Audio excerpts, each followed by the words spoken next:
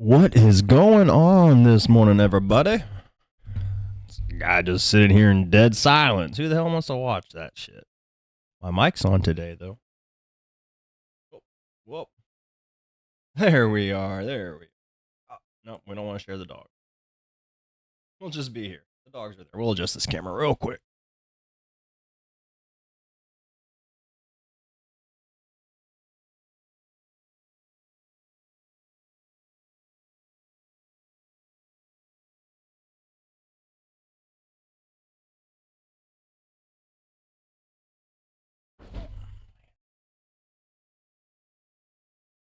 There we go. A little more mellow. Let's see.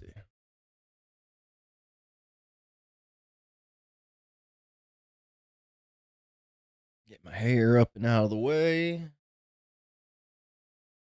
Oh, hand. Bad when I get the band on my head up. Looking in the bad mirror. Fucking cameras. All right, we are ready. Whoop.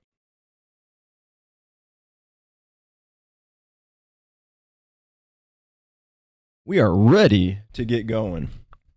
Welcome to RFO, John. All that really means is Range Fitness Online. My name's John. Welcome to the stream. Welcome to Grinding Gains, Caffeinated Critique. Trying to get going about 5:30, but evidently I've overshot that. And so I probably should adjust the times. With that being said, the whole point of the stream, the whole point of Range Fitness Online, our mission, our goal, our hope, is to be able to help you do whatever it is that you enjoy doing. As long as it is, like if you're killing puppies or something, like we don't want to help that. But, you want to rock climb, you want to go jog, you want to play with your grandkids, you just want to be able to do your job and not be in pain, right? That's our goal. That's why we're here, is to help those individuals. Focusing on, again, people who are exercising or working out, or again, if you're looking to begin to work out, but you got something holding you back, like some pain, holler at us. Let us know. Again, anybody who's got a body, we can help. Now, that being said, still got to get yourself checked out by your doctor. We can't bypass, medical interventions, so to speak. The only thing we can help with is muscular imbalances, movement imbalances, things that are due to muscles not working or firing quite correctly due to how we choose and elect to use them. Now, if it's something neurological or has another pathology, again, you're going to need to follow your medicine, your doctor's advice on that kind of stuff.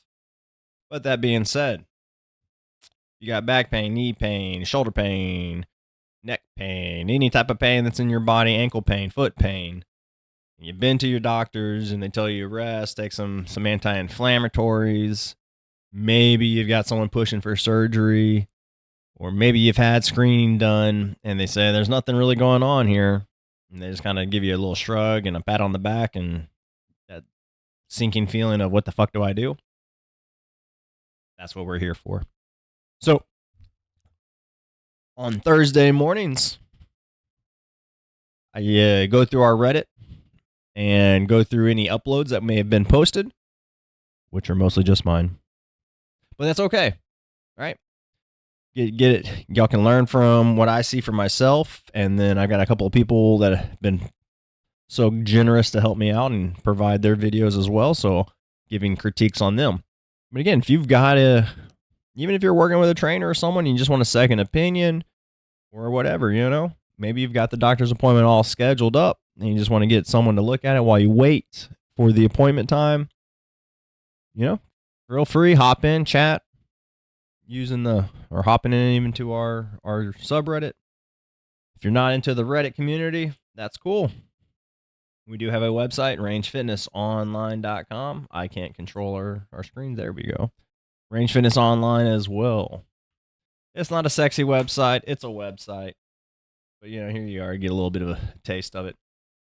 Last thing I'm going to say here before we get to it. If you are interested, we don't have it really highlighted too well. But, oh, yeah, he did do it. Look at that. Generate yourself a free AI. I'm trying to do AI, LLM or AI, large language model. So you could use Gemini, ChatGPT, Claude, whatever is the fancy one these days. But we have a prompt that we have crafted that you can copy and paste. And I got some time here later after I get through the reviews. I'll demo it a little bit for anybody who may be out there. So they can get kind of a sense of what it is and what it will give to you. But if you would like to play around with it, see what it is, check it out, and just send us your email, and Paul will send you that link as soon as he can. Unfortunately, we don't have we have an AI workout, but we don't necessarily have an AI email system. But that's okay, because again, we specialize in how to fix your body, not how to fix your automations. So without further ado, let's go ahead and knock out some pain and some movement compensations, right? As I get going, feel free to always just stop me, holler at me. If you got a question, I'll stop. Hopefully, when I see it. I probably need to work on some of the timings, but that's okay. We'll come back to that. All right.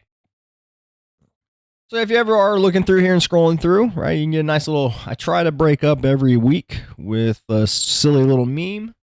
Again, you can find that as well to help just kind of break up if you are ever looking for your stuff or someone else's, as it were.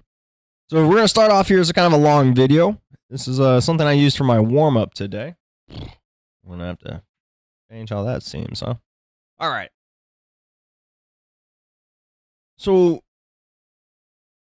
I look at movement as 7.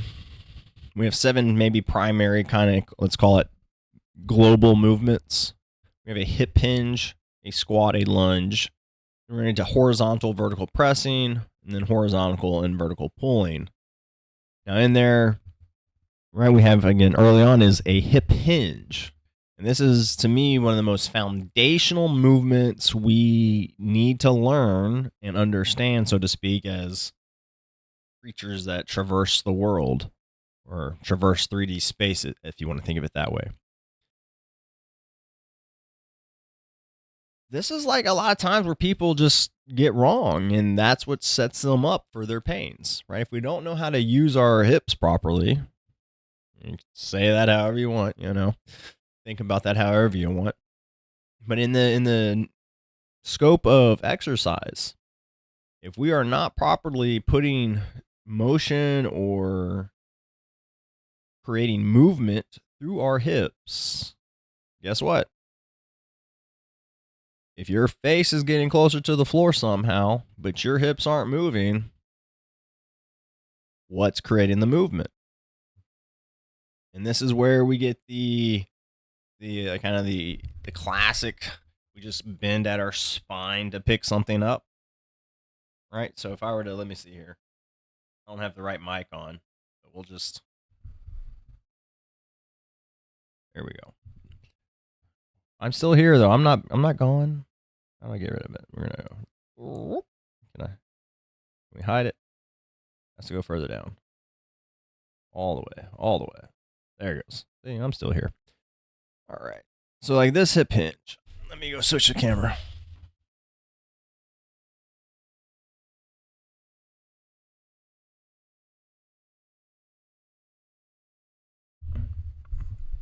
So if I was to come over here and pet Mr. Blondie, like I could do it of a couple of ways.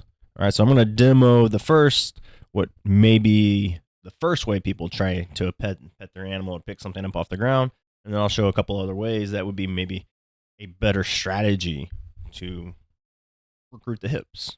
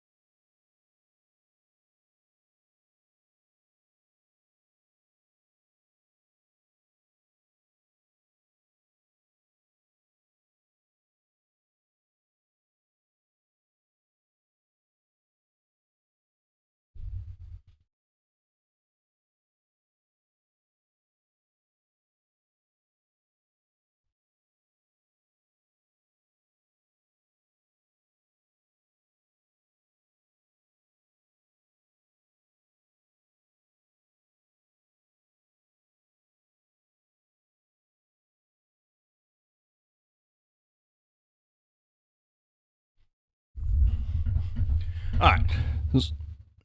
And so I know there's a little awkward moment of silence there. And then I got fussing with the camera.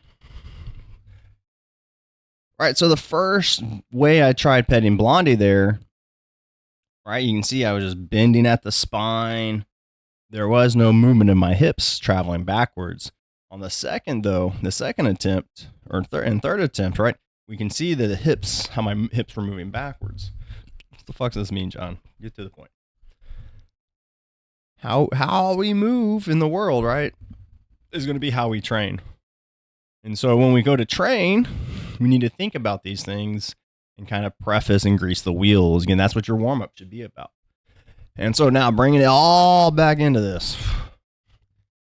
Single leg hip hinge. All right, so taking time, working the hinge, working each leg individually in this case for myself, really to try to help feel differences out left to right. And also, again, strengthen each leg on its own, right? When we have both legs involved, you're going to have a different balance. You're going to have a different agony. All right, so one thing I noticed for myself, and this can be a couple of things for anybody. It applies to a lot of people as well. So some things I'm trying to focus on. As you can see here, my knee is translating a little bit forward, not the end of the world. It is what it is. There is a lot of balance happening, so center of mass is having to be accounted for. But that being said, I'd still... So we see the knee. I could have sworn I just changed your color to green, red. And we made you smaller. All right. Small, red. And so we can see my knee. Yeah, that's too small. Son of a... Maybe right there. We can see the knee slightly going forward. Not the end of the world, but what I would like, and why I wanted two different colors, is I would maybe like my knee to be pulled back just a smidge if I can.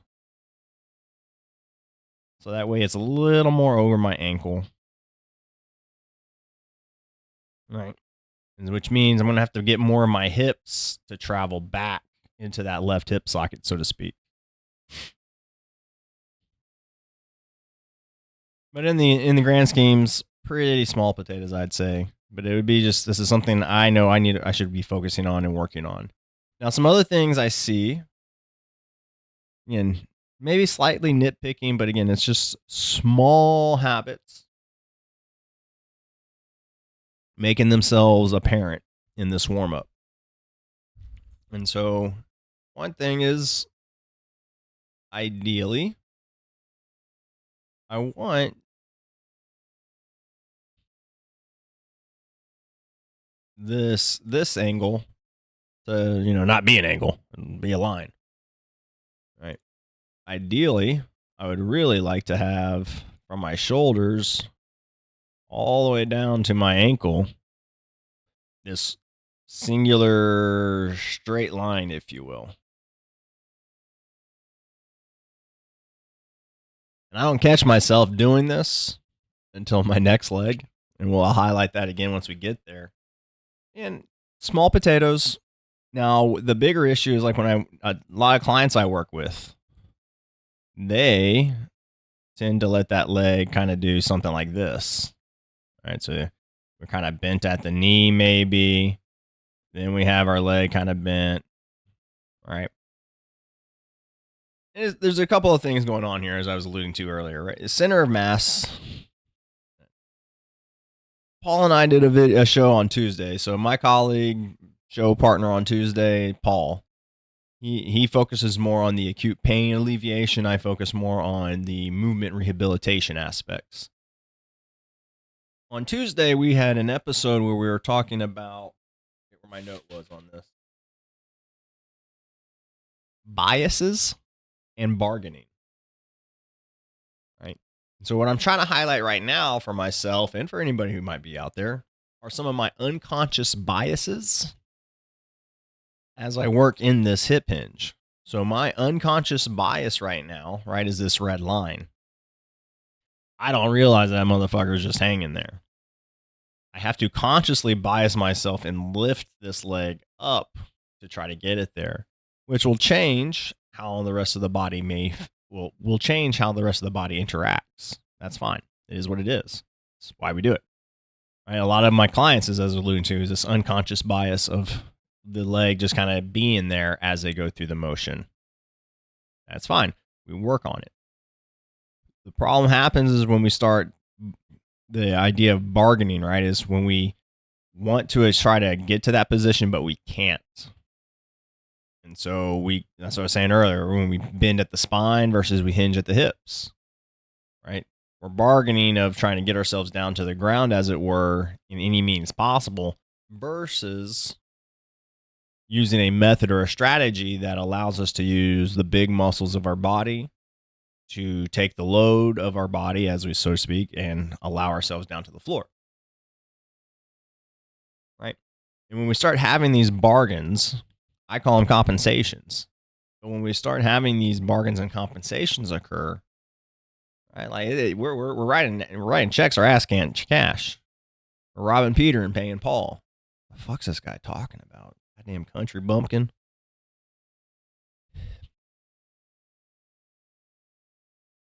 In a very light sense, like just body weight, we do and should be able to express all the positions and motions of a joint, right?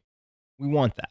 You should have that. You need it, right? Like, it's just how it should work. The problem is when we start having habits and develop strength patterns due to those habits. And then that's when things can start getting kind of wonky, right? So that's what I'm always trying to highlight for myself, and that's what I'm always trying to highlight with clients. Is again we don't always have to fix every unconscious bias, but we need to start being aware of them so we can start taking ownership of them. All right. We'll talk a little bit more about that here in a moment, because the next exercise speaks a little bit more directly to that.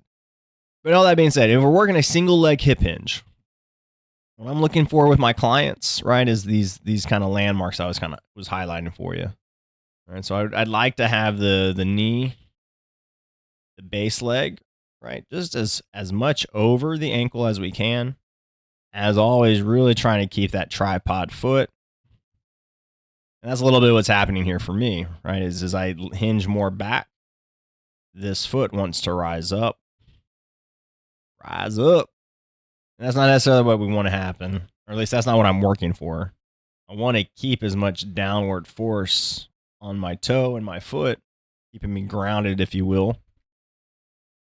Not allowing my foot to roll up like that big toe would. A lot of y'all probably likes to roll up, especially on an exercise like this. When we're unbalanced, it's easy to start rolling to the outside edges of the foot. And check yourself. Check your shoes. Right? If you have a lot of worn out outside pattern of your shoe, or you look at your big toe portion of your shoe and it's like really clean and looks like it just came out the box, but all the rest of it looks really worn out, right? It's going to be happening on your squats too. Why do you think your shoes look the way they do? Because they're getting more wear on one side versus the other. And the other way you might notice it if you're looking at your footwear, right? Like, we'll just slide this over. So that'll work for y'all, right? If you have your shoe and you're looking at it from the back, and then let's say that's the bottom, and then we got the little foothold.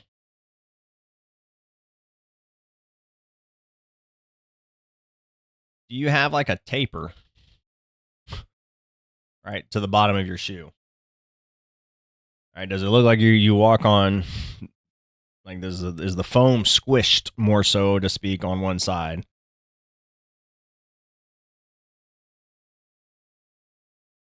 If your shoe like has that angle or that collapse, and it's probably not even gonna look like that so much, it's probably gonna be more collapsing from up here, right? And so the shoe would be kind of floppy, right? Right. If you're looking at your footwear like that, that is just showing you how you're standing. It's going to be showing your unconscious biases. And thus, if you go to work out, right, you're going to see those habits, those patterns. And a lot of those subreddits that follow workouts, especially a lot of the form check Reddits, you always hear this big, these two zealot tribes out there. There's a zealot tribe for the barefooters, and there's the tribe for the lift shoes or the squat shoes. And every tool has a place, and every tool is valid, if you will. Just time and place. Right? 80% of y'all out there don't need squat shoes. Hell, 90% of y'all probably don't. Right? The truer sense of it is we need to look at our calf and our foot functions and try to take care of those, because that's the root cause, right? If you look at your everyday shoes, whether they're dress shoes, tennis shoes, joggers, whatever the fuck, look at them. Look at the pair of shoes you wear most often. And it's going to tell you a story of how you walk and how you stand. But simply putting a different pair of shoes on doesn't take care of that movement dysfunction. It might help a little bit, right? And that's what squat shoes do. Squat shoes, they lift your heels up and they assist you in eliminating the need for as much ankle flexion. And if you talk to anybody about it, they will tell you that. Oh yeah, it helps you if you have poor ankle mobility, you just wear the squat shoes. Time and place. I think the most appropriate place for squat shoes would be for someone who is doing competitive, explosive lifts, because then that helps pre-tension your calf a little bit. It helps put you in this better place. It's going to lower a little bit of that as you're eccentrically loading. You don't have to get all the way down to the floor. There's a lot of benefits in that regard. You're going to be getting a little bit. It helps predisposition the body to get that nice toe drive, which again is going to help us recruit a little bit more quads. So when we're doing things like power cleaning or snatches or anything of those kind of Olympic style lifts, right, we want to have a little bit of that. It's not that you got to have it if you're doing it as a hobbyist. Would it help? Probably. But it's not going to be the make or break. Right? I think too often we look at our footwear as this thing that is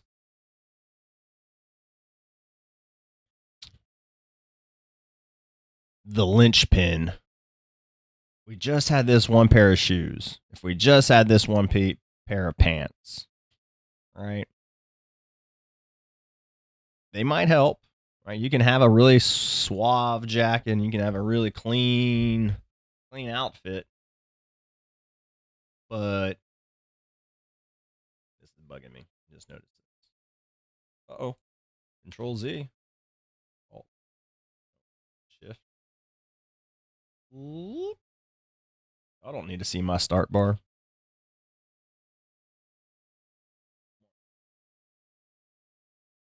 Perfect. But even if you have the most the top end, the most latest and greatest fashion designer designed, or you bought a suit from them or dress or whatever your outfit is, it gets you in the door. But if you can't talk to people or you can't act right once you're in, the company that you're looking for, as it were, right? You get turfed, you get kicked out. Squat shoes do the same thing. They might help put your body in the right position, but if your body doesn't still know how to properly squat, we're still going to have these dysfunctions. We're still going to have issues. So I don't know where the hell I was going with all this, but the big thing is right, learn how to use your body.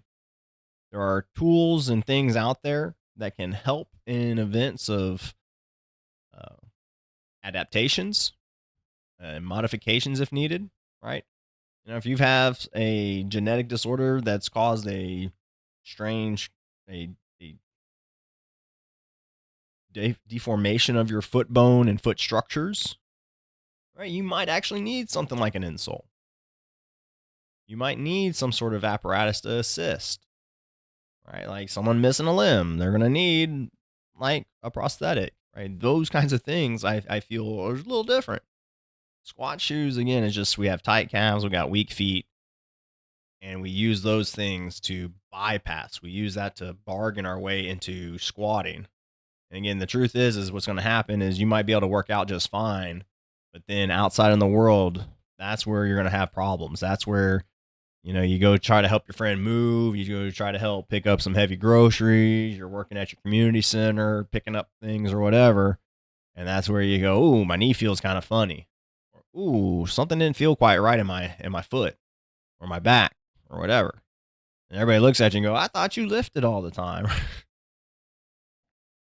I'm jesting, but again, and there is this very serious nature of trying to work on you, so to speak, versus using things external to fix you.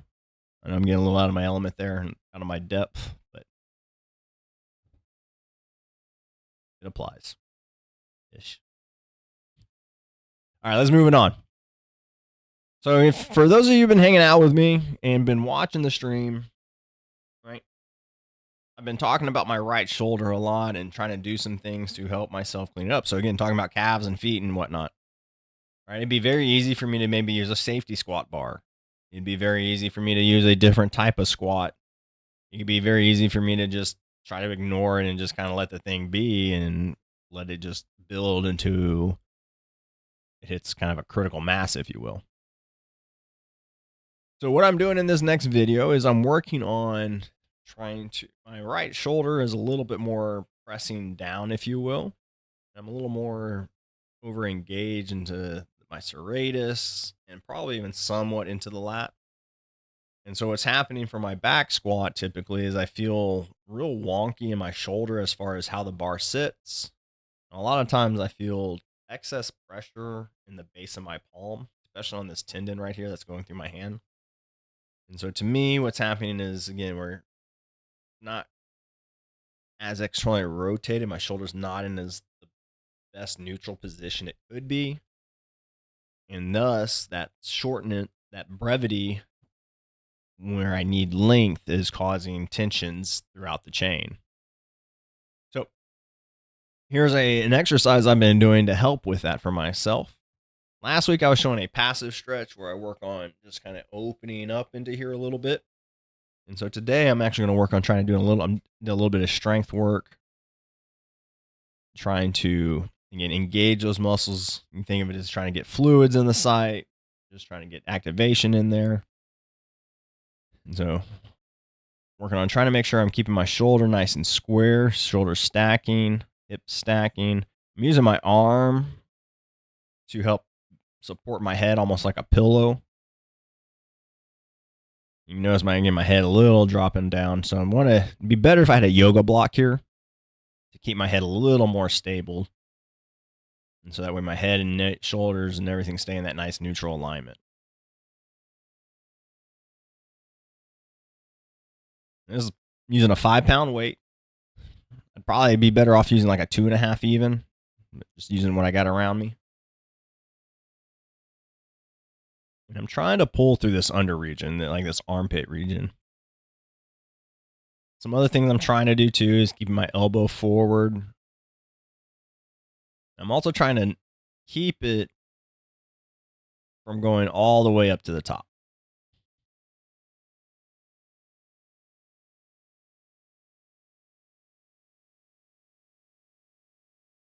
Oh, that's a terrible face.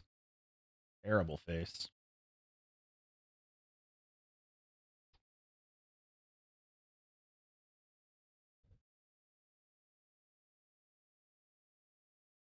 I have a feeling many people could benefit from this exercise, but it's going to be really dependent on who you are and what you do and what your strength levels, so to speak, are, as far as like the 5-pound weight versus maybe just doing your arm weight or even like a yoga block. So what, again, here I'm trying again is I still want my elbow to be, oh, we ain't using black here. It's not going to be visible. So I'm kind of thinking like a snow angel, right? So I'm kind of doing this motion.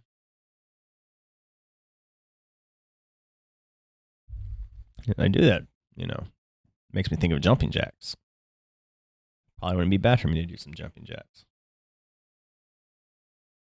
And so what we're doing here is, again, we're trying to lengthen out underneath here some. And so as I'm allowing this weight to come over and trying to, again, get my elbow as close to like maybe here or my bicep kind of around my ear. And then I'm trying not to go past this point. Oh God, that was a terrible. Yeah. And so I'm really trying not to go past this green line. Why? Twofold. One is, again, as my elbow gets to that point, right, the load is primarily going to be, again, over all of the bones. And so there really isn't much for the muscles to do anymore. There'll be some activations here and there just because of stabilizing and balance, if you will. But big picture, there really isn't much as far as in the target area that I'm trying to hit for. Next is, again, I keep it in as what people commonly are referring to as like partial or lengthened partials, which is a good terminology, I feel, right? Because I'm in this lengthened position doing kind of partial reps. I don't like the idea of it. I mean, I think there's a little bit of a quantum lengthened partials almost feels derogatory in some ways, but I think it expresses it in some sense. Like, but we want working in this joint in a place, peel back. In my mind's eye, I'm working my shoulder or any joint. I want to work them in positions that they are less familiar with. When we do this appropriately, this is how we expand our ranges of motion. This is how we increase strength in such a manner that it keeps us safe and limits injury, right? You commonly hear me talk about like reaching behind yourself into the car and grabbing a bag or something and how that jacks people's shoulders up. The reason being is they're so tight in the front and they never spend any time reaching behind them. And when they do reach behind them, they turn their entire body. When we're in a car, let's say, we have that seat behind us, and most of the seats, especially modern seats, push you into almost a fetal position in event of an accident. So you go into that position automatically. Whereas if it's kind of leaning back, it's going to invite you more of a whiplash, which you don't want. You don't want. So an event. So we have this chair that's already kind of cupping us into this forward position, right? Which you're already strong in. Then we're trying to reach, and we can't turn for obvious reasons, right? My arm shadow up there. The chair stops us, right? The chair doesn't turn, and so then we have to start, and maybe you turn your shoulder down like this, right?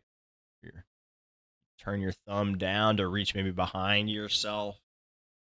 Really, really, really, really, really reach, and then you finally grab that thing, and then trying to. We don't have strength there.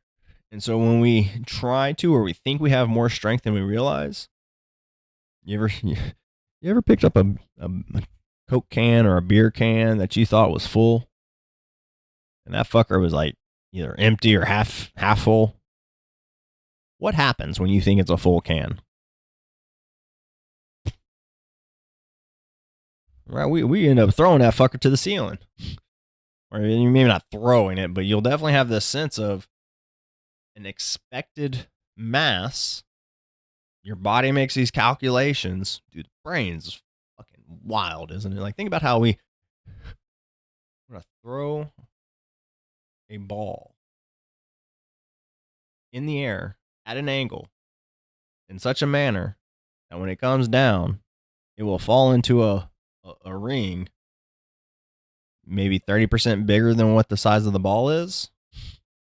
Like the amount of calculations that takes is just astounding to me. Same thing when we're picking up, again, my coffee cup. If I think this is a full cup of coffee and I come in and pick it up, like I'm going to have a certain expected and kind of attempt to put effort into it. If I think it's an empty cup of coffee, right, I don't have to put that much intensity into. When we get it backwards and we think it's heavier than it is, and we go to pick it up, right, we're going to be using all the same activations and same strength requirements to pick up the heavier thing. And thus, we've all been on that seesaw when a friend jumps on it or two friends jump on it, right, and then boom, right, we get just sent. When it's just you and your friend, right, you have this nice easy kind of back and forth, right, that same expected force, as it were. So when we're doing some of these correctives, right, less is more. Explore the ranges of motion. But if we're feeling pain or anything like that, right, it just because it's called a corrective doesn't mean we're doing it right or that it's the right corrective. I don't know where we were going with that either. I think we landed. We landed somewhere. Alrighty. Got ourselves some assisted pull-ups. That doesn't help. All right. See how we're looking here. Now, assisted pull-ups there's some good things about them and there's some bad things. It's a machine first, right? So we just have to keep in mind when we're using a machine, they're made for average people of average size, of average whatevers.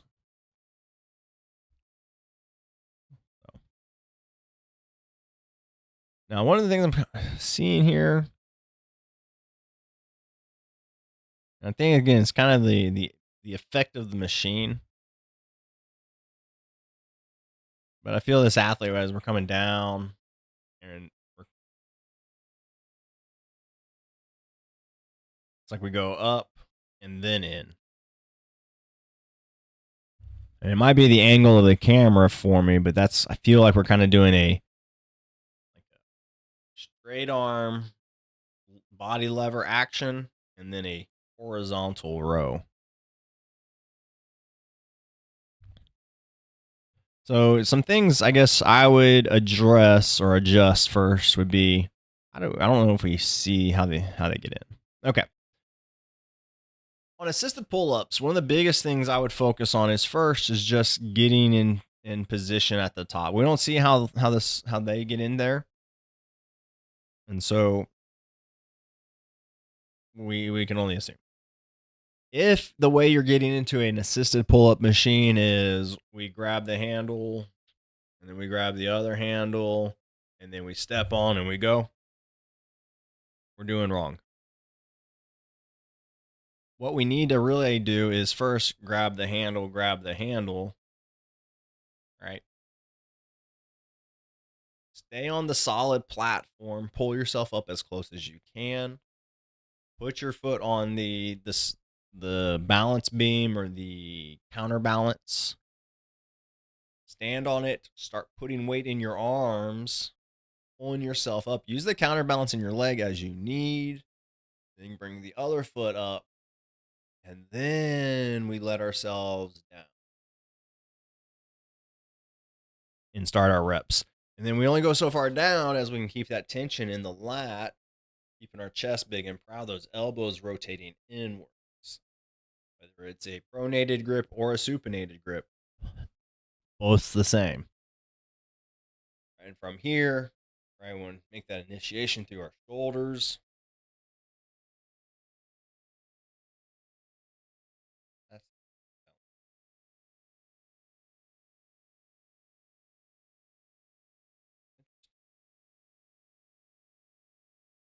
There it is.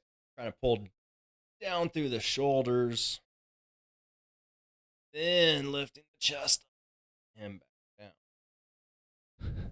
Little things I catch when I'm looking at myself in the camera. So,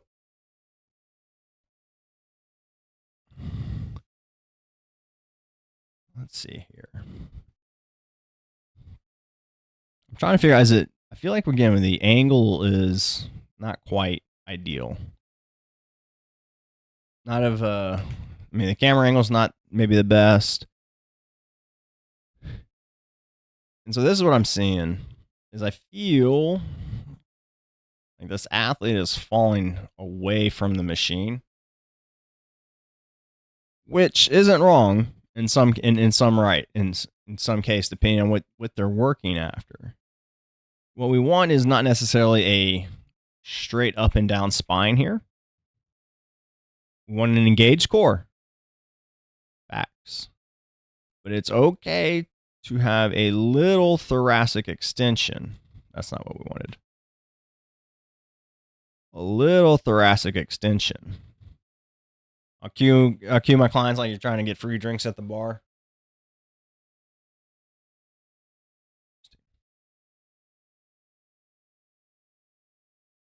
Or is it me? See? Looking at myself in the camera, my shoulders look. Anyways, I want to have a little bit of thoracic extension. I want to lift our sternum up against it. But what we don't want it is necessarily to be from the ankles or the knees that we're falling back or leaning back, so to speak. Other things I'm kind of seeing too that makes me feel this way, that we're falling back, is I feel like if our wrists are here, I'd want the elbow here underneath. And again, from this perspective, I get the sense that the elbow is, again, tapered almost 45 degrees out, which means the whole body. Again, so this is kind of making it more of a horizontal row. And with our arms in a vertical position. Again, depending on what we're working on, is not a bad thing. Could be, again, trying to work into the lower trap some. But the thing I would focus first and foremost, I think, for this athlete would be is get yourself start and find your grips, standing on the solid base, put one foot up there, stomach engaged, lengthen into your abs, push and pull and lift yourself up as high as you can, taking all the weight out of the leg, and then you put your other leg in there, and then slowly you put all your weight, slowly let your weight out and allow yourself down as far as you can, and then start your next pull through the lats. Now, we want to still have this up and down sense. That's where this platform can be kind of wonky for some. You may have to bend your knees a little bit. You may need to hinge your hips back some. In fact, I would encourage that for most people. If you're doing full pull-ups, I would still encourage you to make sure your knees are somewhat in front of your hips. We want to be in a kind of a banana shape when we are doing pull-ups, right? A good kind of mobility exercise, or maybe even a cool down superset thing, would be something like a hollow body, right? Where we have our knee, body in a similar position.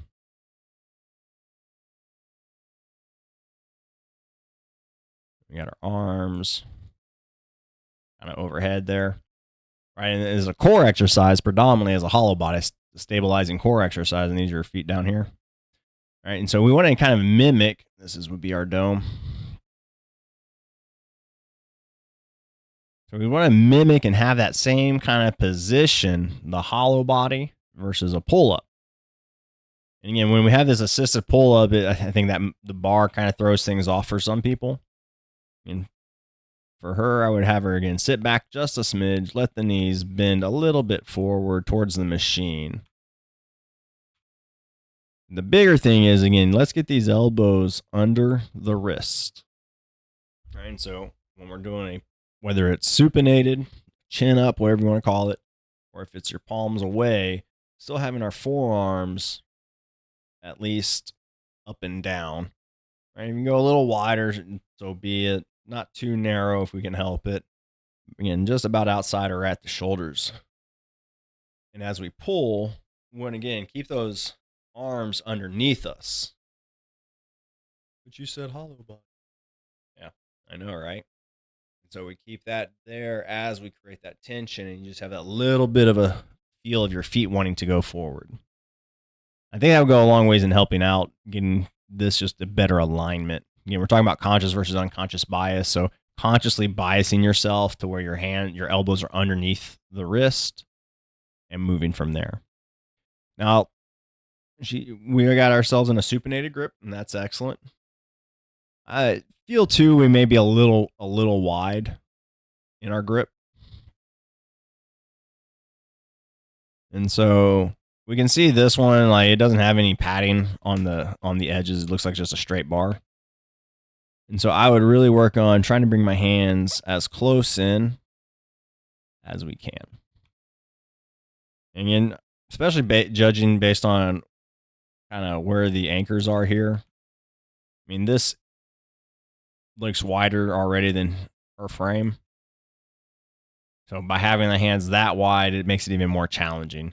So there is, if you think about like barbell moves, there's power cleans, which we're going to have our hands relatively out, maybe just a smidge outside of our knees and hips, where we get that front rack position real well. But then we have a snatch, which we're going to go all the way wide with the bar, right? Like we almost go to the collars, and then you do the lift, right? And those two are like, your snatch is going to be way, way, way less than your power clean, in that you're in this really expanded position, right? There's some guys that like to do snatch deadlifts because it hits the back in a different angle and whatnot. Excellent variations. You can do a wide pull up. Excellent variation. Just be mindful though. It's going to be tougher. Tougher for everybody. There's a reason why we come in close. And short muscle, strong muscle. Hands closer to you, muscles are closer, muscles are shorter, muscles are stronger. We go wider out, we're getting our hands further away from our center, thus we're going to be in a weaker position. So looking again at here, big things would be check your start. How are we getting into the pull-up position? And you're doing full pull-ups, you're doing modified pull-ups, you're doing banded pull-ups, you're doing pull-up assist, you're doing lat pull down. I don't care what it is. Bring yourself to the handles. Lat pull down, it's way up here. Don't be like sitting and reaching. Stand your ass up. You're there to work out. Stand up. Get your grips. Find your shoulders. Keep them tight. And then sit down as one. Don't go Mr. Potato Head and let your arms pop out of your socket as you sit down. You just undid what you were working at. Set the table. Set the stage for how you want it to be performed. And then try to execute. So for this again, assisted pull-ups, find your assist level that you're going to use. Get it pinned. Then get top to the platform. Find your grips, whatever ones you're doing. Pronate, supinate, however. You're doing wide grip, narrow grip, neutral grip. Find it. Once there, set your shoulders. So this may require you, based on your height maybe, to step up and pull into there. Now you may find that, again, you need to put more weight, and based on where you are, again, you'll find that balance of where you can kind of stand and lighten the load on your foot enough to where you don't go sinking down, and keep building that tension into the upper back. Once you're there, then marry up both feet and start your descent. If you're doing a full pull up, again, have your box or some sort of step, so that way you can, again, start at that as close to the top position as possible. And then from there, you can step forward and allow yourself to start working your pull-ups. You can, if depending on your expertise level and experience level, right, you can kind of jump into it. But again, if you're jumping into it, you really want to have your whole body kind of in this up position. And then while you are free falling, right, then you get your grip with everything tight and catch yourself in that position. Not the most ideal way to do it. I mean, because you're going to kind of leave yourself kind of this moment to trying to catch a knife by the blade. Is it doable? Yeah. Not the best practice. And from there, once we get ourselves set up, I think everything else will kind of take care of itself with the, again, little push of the hips back slightly and trying to be under the machine, not falling away from it as an angle. Again, this is where we get cues maybe confusing. We want to pull our chest to the bar, our collarbone up to the bar, as it were. We want to make sure we're making it at a straight line as best we can. There is a body lever, right, which is kind of like a pullover. We're just using our upper body musculature, our serratus anterior, our core muscles to lever the body upwards. And so I feel that's a little bit of what's happening to start. And then we're getting this row motion. And so as I've talked to not actually let it run, right, we see how the body moves back and down, and then we go up and then kind of forward and then down. And we see really good activation in this upper back. Like the upper back is very active. That's excellent. But right here, like we kind of let it go.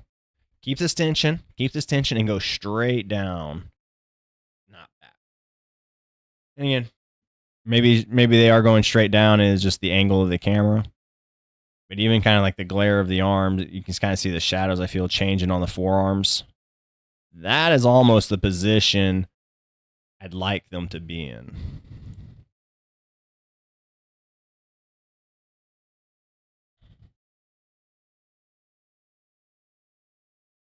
So here.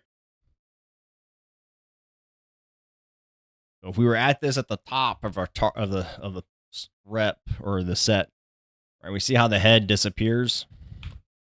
Ideally, we would still see the back of the head. Why is it flipping out? Just make a circle. Just need you to make a circle, mouse. And then over and over and over. All right, we should still kind of see the head there. I use the cue of a baby bird being fed. All right, and so we're leaning back, like our chins to the throat, and we have a slight tilt of the head. We don't need all that there, but just that, it'll feel maybe like that for some, but this sense of chin to the throat, and then ever slightly. And what we're trying to get away from is a straight neck or a nerd neck or a tech neck, right? When we're on our lephanos, we'd be looking at them and we get our neck in the straight position. It's going to be the same thing if you're an avid reader. You do a lot of reading, right? Anything that has our head looking down is generating that straight neck, that straight cervical spine. And so here, again, we can see the body kind of adopting into that position a little bit. So as we're setting up, still keeping our head back, this will do a couple of things. First, it'll keep us from being collapsed here, thus short and having brevity in this region of the collarbone and the upper chest.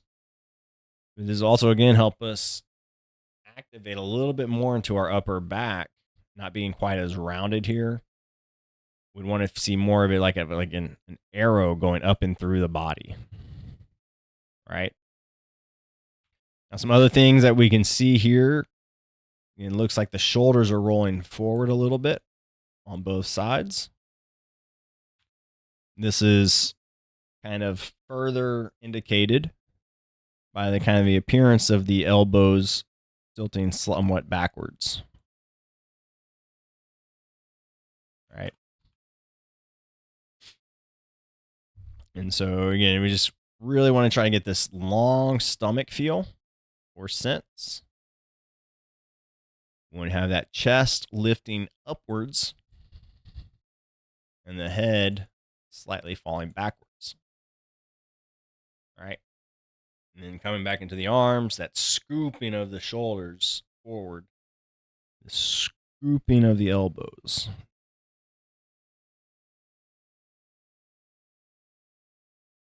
And again, I still feel, again, the hand grips are too wide.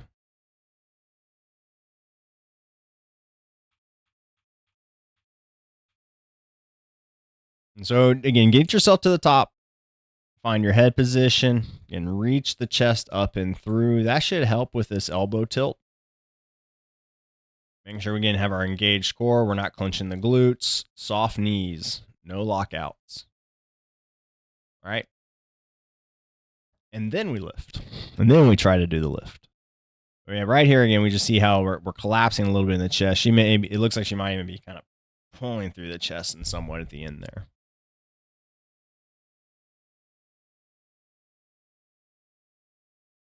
Dumbbell curls. Let's see them.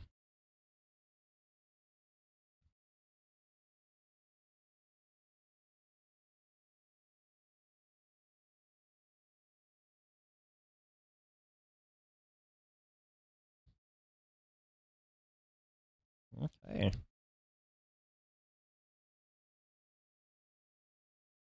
So curls are looking solid. We got a nice, we're staying nice and stable. We're not getting too much swaying. All that's good. Again, we saw the head come down a little bit. Yep, right there. See how the head drop down again. Oh, we don't need the calculator.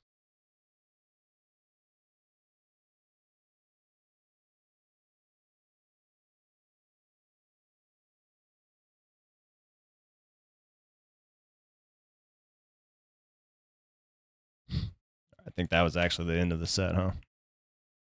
Oh no, just getting fatigued. So I'm noticing again a little bit of the body moving as so watch here. So we're here at the top. Let's watch the hips. Oh.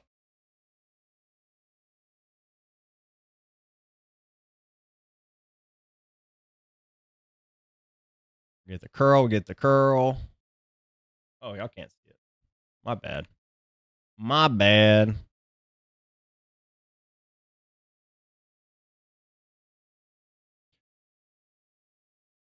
Watching here in the hips as we curl right there.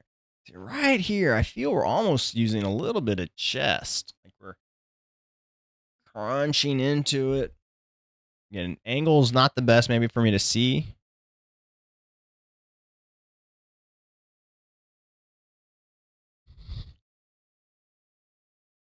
So here, some things to kind of play with for this exercise. Bicep curls are probably one of the most widely just misdone exercises. Not misdone, but it's a simple exercise. Thus, I feel people don't give it the attention to detail it deserves. And therefore, it can look really terrible. So big and first and foremost on this is we want to be pinching between our shoulder blades. Now, commonly when we try to pinch through our shoulder blades, people will pull their elbows behind them.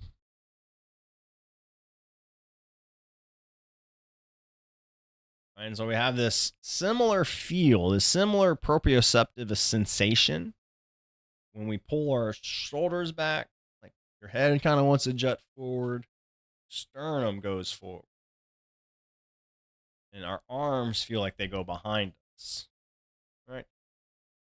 And so when we pull our elbows back, right, we can still facilitate and it can get into that same contraction somewhat, but it hits differently and we're loading and balancing the body differently as well.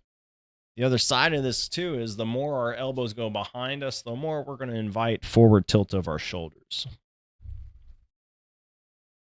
So for what I would be focusing on first and foremost is as you set up, let your arms just be by your side. But then again, that sense of pinch between the shoulders. And this will again elicit a sense of the sternum lifting. It should make a sense of the abs, right? Be feeling like they're being long and tall. Doesn't mean we're collapsing in our low back. We're just trying to, again, last week we talked about the vertebrae in the spine. We're trying to be long and tall through our spine and tight between our upper back.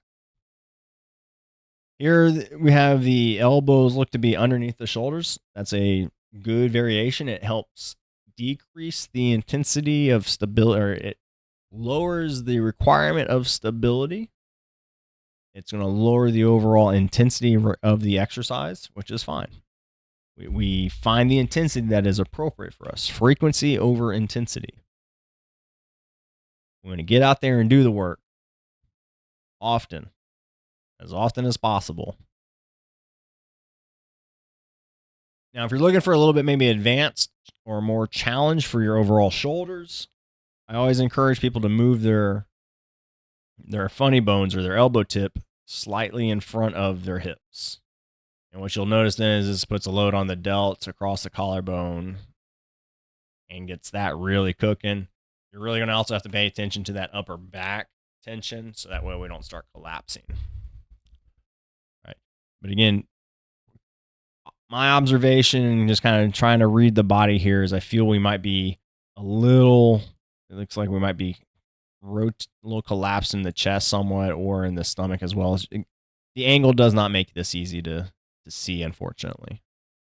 Now, the other thing in looking at the curls overall, see how we have the elbows a little bit in front of the hips here, and then they seem to slightly move back, and we get a little bit of a sway of the body.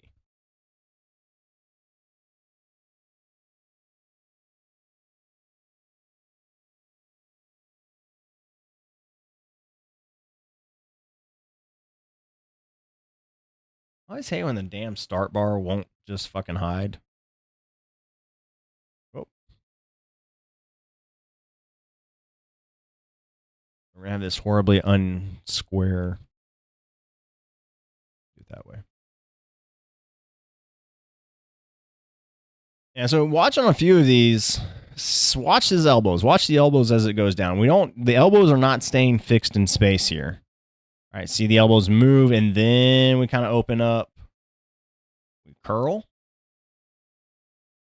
And like we're almost crunching forward. Maybe it's coming from the hips a little too. You can see the arms moving back behind us. So it's looking a little too heavy for this person at this time. Based on, again, the way the body's, you see, whoa! Uh-oh, y'all aren't supposed to see that. This is what happens when I don't watch the videos all the way, huh? So, big emphasis is going to be on keeping, and it seems like maybe we're having some shoulder and neck issues then if we're leaning that way. So, again, working on keeping everything nice and rigid for ourselves. Figuring out, again, that sense of when we're moving around like that. So that way we don't start building up these little compensations and start having these unconscious biases when we're exercising. And it's not the end of the world to have unconscious. We all have unconscious biases in exercise. For me, it's this right shoulder. Like, I drive a lot with this arm in this position, right? I want to do a lot of things in life in my arm in this position. So I'm like this computer mouse. It's all in this forward position I'm reaching and kind of getting to. So again, that's why I have to do my little shoulder exercise that I was showing earlier.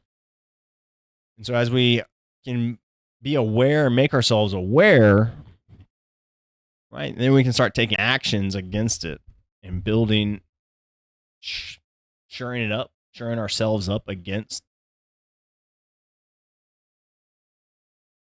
the potential hazards of life. All righty.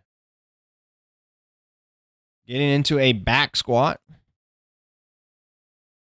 Again, back squat is a great way to overload the body, progressively overload the body, especially for a squat mechanic. For me right now, though, it's been really about my right shoulder and trying just to get a good shoulder feel.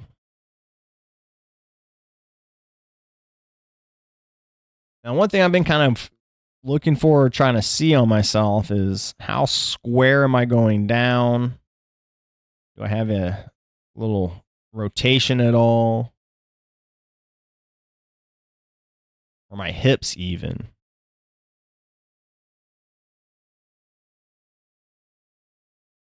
And so these are all just little things for me that, again,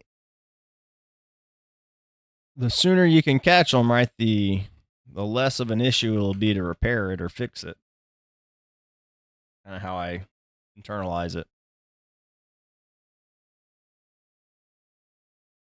So mirrors is what Paul and I always say, the best fitness tool you can buy yourself is a mirror. Videotaping and everything else like that's nice too.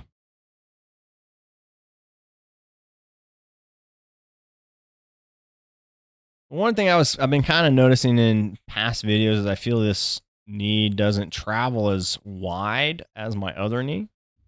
But that's part of the issue is with this big toe not being able to stay planted. And so trying to reestablish some of that for myself. As I look here, I feel like I'm a bit asymmetrical. Maybe not too terrible, but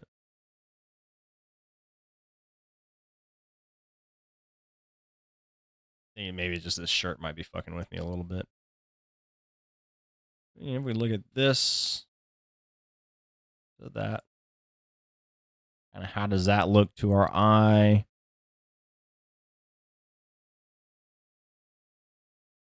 And all in all, not too terrible. Now, something Paul was telling me about, and I was kind of playing with it today, is the sense of trying to tilt my elbows so far forward that I get my elbow tip to touch my knee. Now, he does more of a high bar variation, right? So the bar is going to be sitting more up here on your traps, whereas I'm working more of a low bar variation, so it gets, again, low on the delts here, low on the shoulder blades. So it does change the center of gravity a little bit. You'll find too, based on various your various body lengths, right? Someone with a real long femurs are probably going to like something like a high bar squat. Someone with little short femurs like me is going to prefer something like a low bar squat. And the big thing about it is the center of mass is different. So, and how we have to work to keep our center of mass over that middle foot, changes in some way. We still want to long femur, short femur.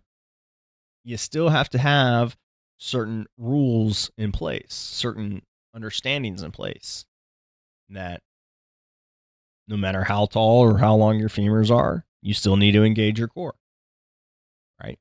Don't make depth the goal. And make it about training the movement, make it about learning the movement pattern, and then developing your ranges of motion. Someone with long femurs can do an ass to grass squat. It'll just probably take them a very long time to develop into it if they haven't worked at it at all. And that's just how it is for anybody on anything, right? You want to play guitar? When did you start? Oh, you haven't? Well, yeah, it's going to be fucking hard to start and learn and be good and play well. Oh, you've been playing since grade school? Well, I'm sure you're a fucking savant, right? Like, you got to spend time in the things, doing them. And if you're trying to play guitar and you're just strumming the hell out of the strings to say what sounds good, you might eventually come across some chords that are pleasant to everybody's ears and just doesn't happen to be something that registers with you. But if you take time to develop understanding of chords and where to put your hands and how to move your hands, right? You'll spend less time doing things the wrong way, so to speak, and you'll start spending more time doing things the more appropriate way that'll get you closer to what your goals are. Again, playing guitar or moving without pain. All of it's going to be that same. I wish I could be like, it's only for this. But it's everywhere in life. Everywhere in life. And a squat. what I'm looking for clients is that we hip hinge, right? We start with the hips sitting back and then the knees start bending to lower the weight. That's always the key that I'm watching for, right? So let me get this kicking again. Standing up, 1 step, 2 steps, match our feet, find our foot positions, and then we're inhaling, sitting back. And see, I'm going a little too fast on these, and I felt it there, or I felt it eventually.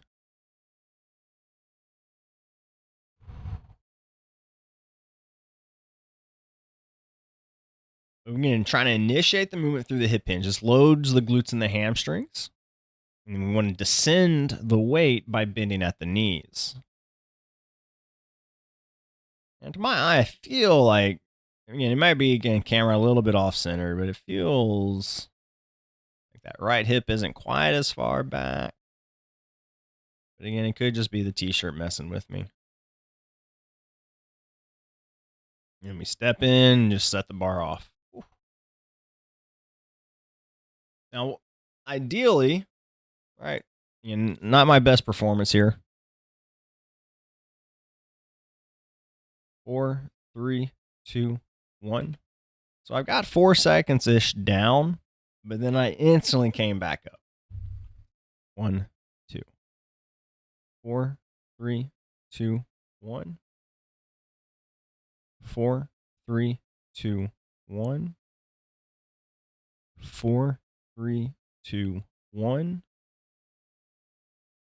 4, 3, 2, 1.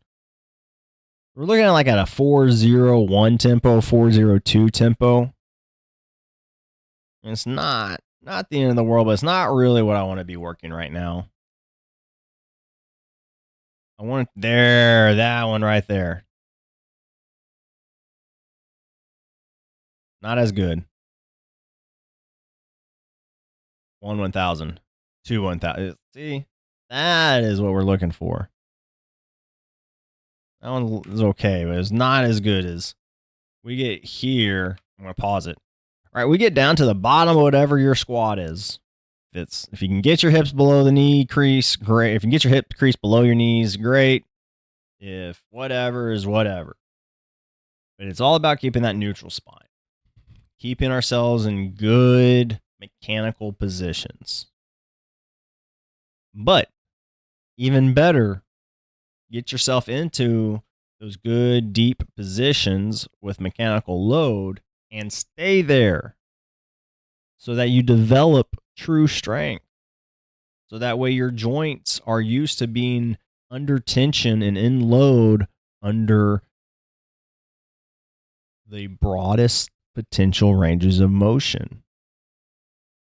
Right? There's time and place to be like power. Right? You got to. We're using that stretch reflex of the muscles. We're using a lot of mechanisms in the body to create that. However, we're trying to stay away from injury, or we're trying to develop strength so that way we don't have pain. Right? We've got to develop more time in these places that we don't want to be here. Doesn't mean you need to do 30-second pauses at the bottom. No, not every time. Wouldn't be a bad idea, though. Just every once in a while. Every once in a while. What yoga is, right? Like good yoga, I feel, puts us in those positions. And we hold them for long periods of time. It's when like the morning routine, I forget what it's called, the proper name, the origin name. But in yoga, there's a routine that's like a sunrise morning routine, or sunrise 1, sunrise 2. And it does a really good job, I think, of helping us express and open up all these positions. Oh yeah, I was going to try to go some more, but my shoulders are like, nope, we're good. So only got 10 on that. But again, just this idea of, again, trying to get ourselves into places we aren't used to being, with loads and tensions that we can handle and manage, and then move them with intention. And we can do that. That's how, again, we we build ourselves a strong and healthy body. You want to talk about bulletproofing something? That's how you do it. What we got next? Oh, hamstring curls. Okay.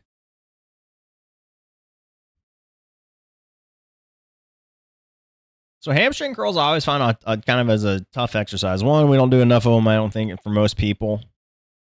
And two, they can be kind of awkward. I don't think many people probably don't like laying ass up in the gym like this. I like what they're doing. We're getting a nice slow eccentric. And then we're getting a squeeze. Oh. So I like what we're getting. It seems like we're laying here. That's fine. Can't tell, but I want to make sure that we're still drawing into the core. Make sure you're still active in your stomach, right? I know it's a hamstring exercise. I know you're laying down, but still suck into still create that tension where you maybe feel your pelvis tilt a little bit, right? Because again, it's all about trying to work this pelvis in as a neutral position as we can. Now, as we do this, the common I think we're going to see on this next one. Not bad, not bad. Right, is like if the hips start coming up, like we start pressing the knees into, so to speak, into the pad. And so on hamstring curls, right, just like the name indicates, we want to keep it as close to the hamstrings as possible.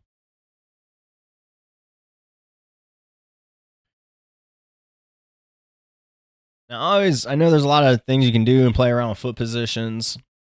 And in my mind's eye, just trying to keep everything as parallel as possible is great.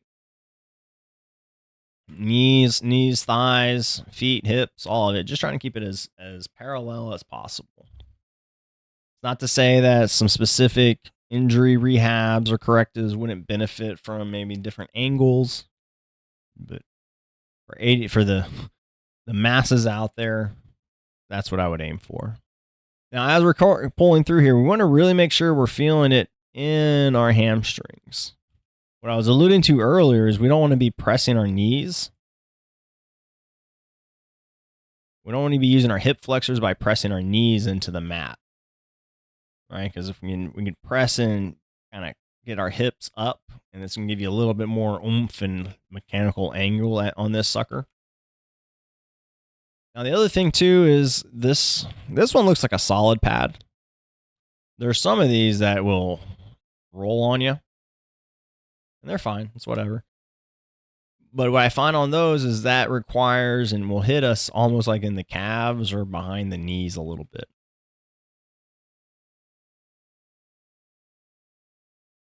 Now, our calves and our hamstrings, I always like them. They work kind of like this overlapping effort.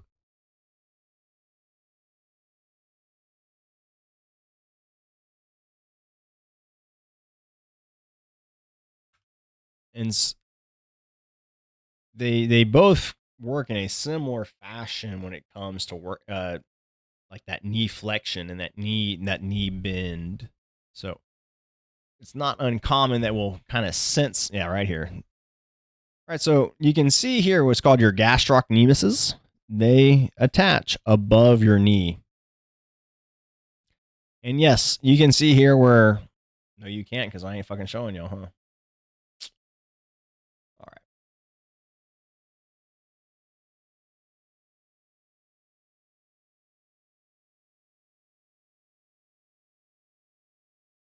So we can see here in this drawing, or this picture,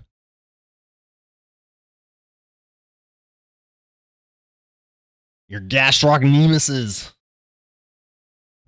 and your soleus. So these are the two muscles of our calves. The soleus, it's the big one. This is one that's going to give you a little bit more shape, I believe, to your calf, the girthness. Your gastrocnemiuses, as you can see, is right. These are going to sit on top of your soleus. Now, what we want to be kind of focused on here is we're talking about hamstring curls. And so we can see here, we have the attachment of the gastrocs above the knee. And it connects down here at the heel. Right? And so, if you're not familiar with anatomy or how muscles work, right? There's what's called the sliding filament theory, right? We have this kind of the muscles contract and they pull together, and then when they relax, they slide out. And so we can always look at it as 2 points. We got the heel and above the knee here as our 2 points, and they're connected by this gastroc. And so as the muscle starts pulling, right, you can see how that would then start pulling this up towards here. You can also see how the soleus will do a similar thing, but it pulls from below the knee. Right. And so what really is a big factor on like toe point is going to be more of our soleus. But that doesn't mean we can't point our toes through the gastrocs. They assist. So just like your gastroc assists the soleus in pointing the toe, right? We'd see that going up. Well, we can also see that if we were rigid through our ankle, you can still pull this whole assembly, if you will, up with the gastrocs, right? Does that make sense? And so, why do we care? Because then when we look at the rest of the hamstrings, I wish I had a drawing of that same style. Oh, this one's not bad.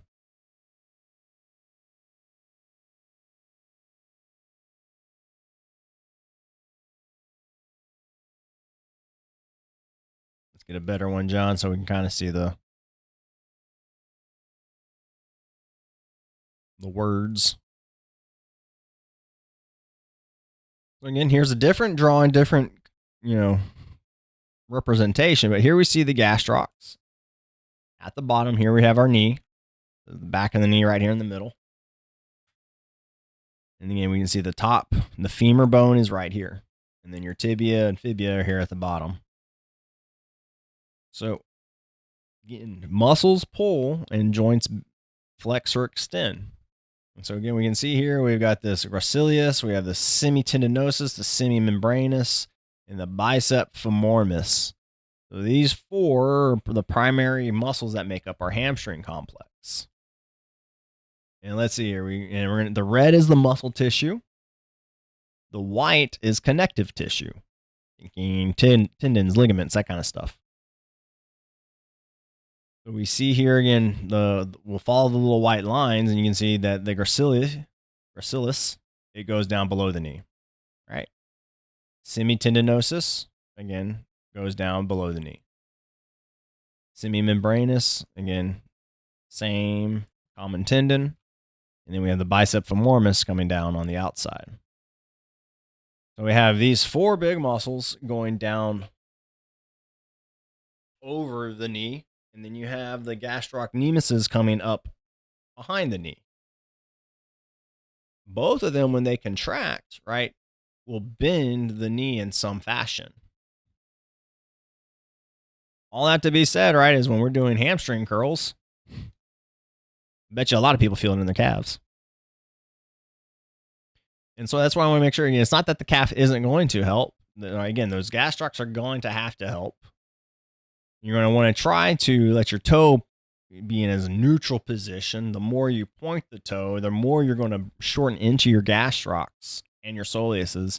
And this could end up causing some cramps or foot pains as well. It isn't going to benefit the overall exercise. All that being said, again, as you're doing this exercise, really try to make sure you're feeling the hamstrings and kind of sense maybe when the calves or your gastrocs are trying to take over, and really just try to cook into the hammies. And again, if you feel, the other thing I would say is if you ever feel anything behind the knee during these, pressure or anything like that, you need to lighten up. And I guess the last little bit is I would say is try not to use momentum on any hamstring curl exercise.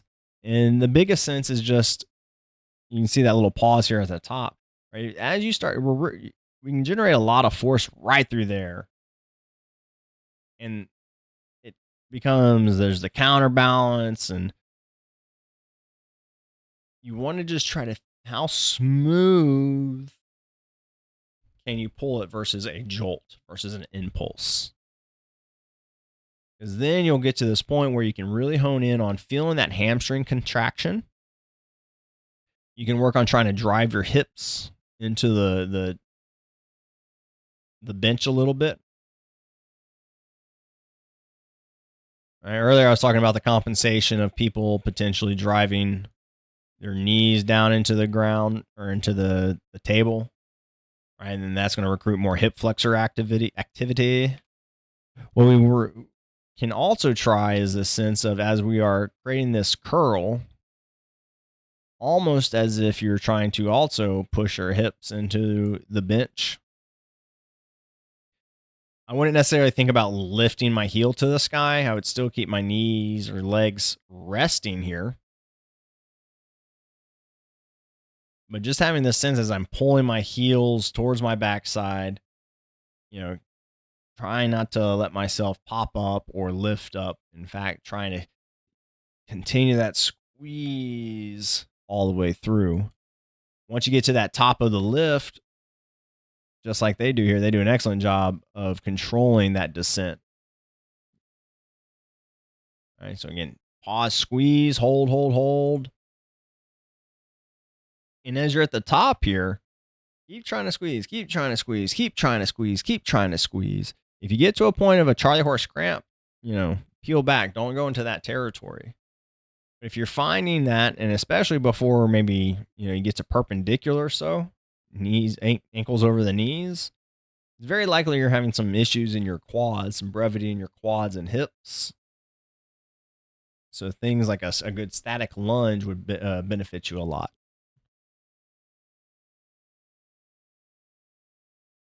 Uh-oh. Into my overhead presses today.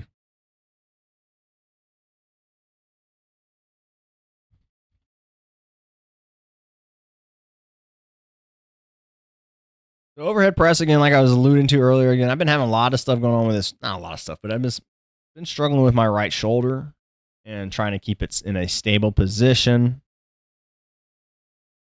And so overhead presses have always been a little bit of a struggle for me, and as far as feeling like I was doing them correctly or evenly with each side. You see here, I'm kind of cranking them out. And today, my tempos weren't quite what I wanted them to be. I think trying to do these early morning workouts or before stream is not as great as I was hoping. But movement-wise, we're looking pretty good. And so here, what I'm looking for on clients and myself, we'll get the next up rep. Like, I like having full screen for myself, but that does terrible for y'all, huh? The 3 people that are there.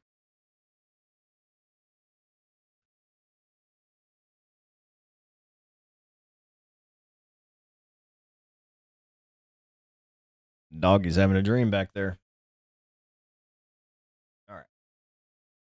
So what I'm looking for clients, like when they're in this overhead pressing effort, doesn't matter if they're standing, seated, kneeling, whatever. What kind of face do they make?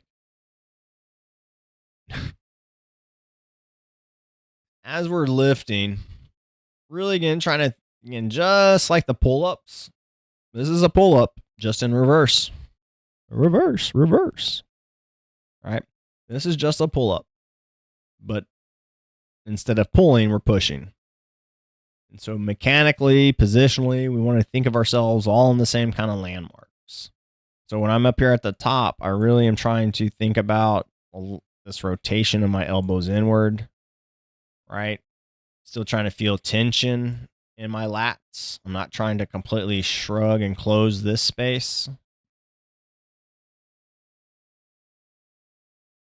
Right? Other things is I'm trying to keep a nice, tall, neutral spine. Similar to the pull-ups, there might be a slight allowance for some little bit of thoracic extension. But got to keep in mind, the more we start leaning back, right? The more we lean back in a push in a overhead press effort, the more this is going to become a chest exercise versus a delt exercise. So, we want to have a little bit of thoracic extension. That's fine. But what we don't want is we don't want anything through the low back. We don't want to be too far in that extreme. Excuse me. And then as we bring them down, I always look to try to have the elbows about shoulder height. And see, this was 45. I think the weight was appropriate. I was using some 12 and a halves. I think again, taking it a little bit longer, right down here, pause, and then press. Bringing them down, pause, 1 thumb. See? And then the descent, I'm still going too fast. This is like a 222 or 202, a 101. This is me being mentally exhausted and wanting to get the hell out of there.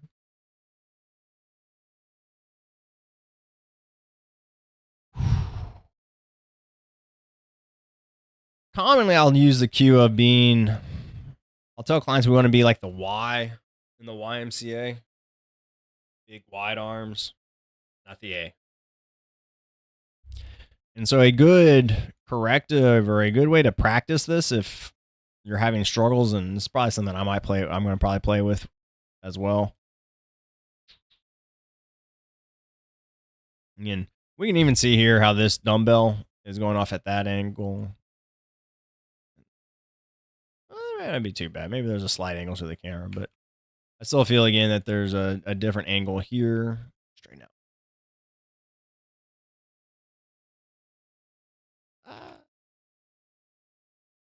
This one, give me a line. Give me a line.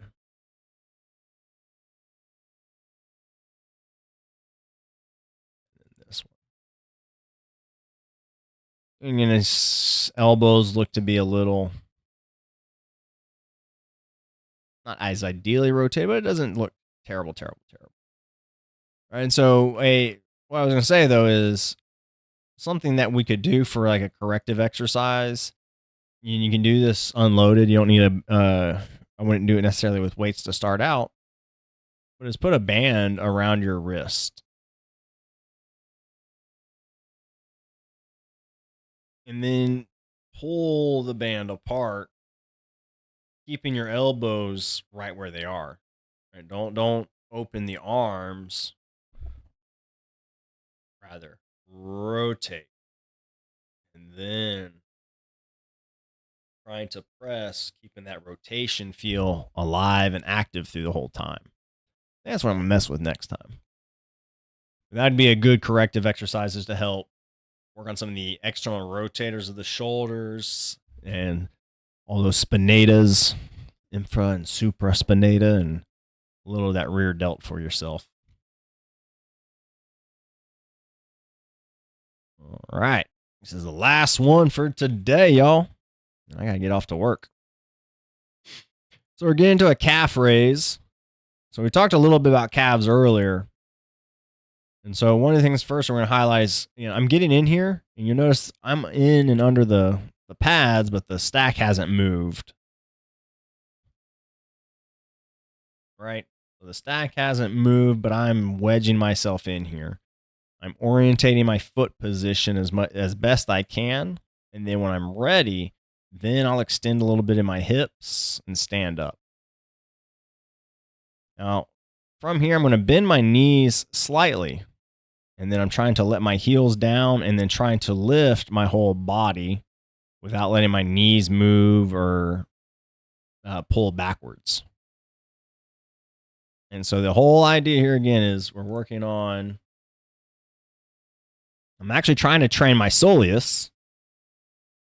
Not to say that the gastrocs aren't working or any of the other calf muscles aren't working. But in this event, I'm trying to, again, have my knees slightly bent. All right, which is going to does shorten the gastroc at the top a little bit, right? If we look at that anatomy. But again, we're putting my soleus in its absolute lengthened position by putting that knee as far forward over the toes and then trying to lift. Now on these calf raises, right, I'm trying not to pull my knees back, right, thus using quads. I'm trying to think about my entire mass going up. And so the way you can tell how well I'm doing this, right, is as my heels move, do the shoulders move. All right, we come down, we're going to lift up. And it's easy just to be here and kind of move underneath here, I find, versus actually generating movement from the whole body. And when we can't generate movement through the whole body, right, it's probably because of fatigue. We're in positions that we just lack in strength on.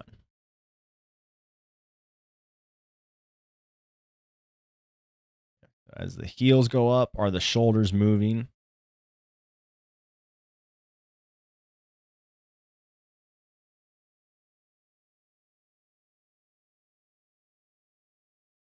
Hips, shoulders all move as that calf moves. And then, like I've been doing times after this, and I've shown on others, is I do a toe walk, heels up, and then a back pedal back. How we doing? How we doing? Music? Yeah, I know. I've been messing with some Spotify, but then I'm cheap and it has commercials. EISAM-SD.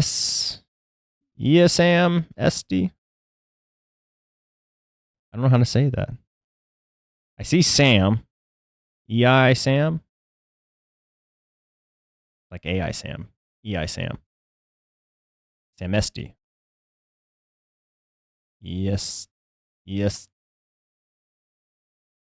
Now I'm trying to put Spanish on it. Say ice. Thank you. Just call you Ice. Ice Samesti. Or I'm just trying too hard. We got the classic new streamer mix. Let's see. My wife, she should be at work. How's this? I Sam Steele. German. Yeah. Nope. I'm a country bumpkin out in Texas, so I see everything of a name that I don't recognize as Spanish. Probably not very true, but I do try to always put that Latin effort into it. How are we doing over in Germany today? Ice and Steel? Is that Spanish and German? Pretty much the same. Pretty much the same. According to my dad, is probably pretty accurate.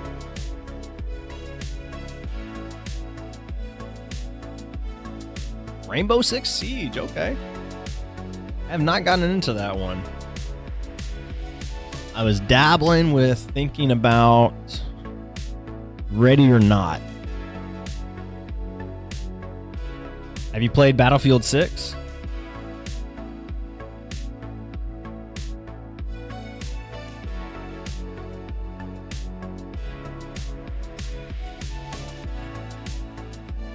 Never got into the Rainbow Six line. That one was always, when I was younger, just didn't hit right. Wasn't patient enough.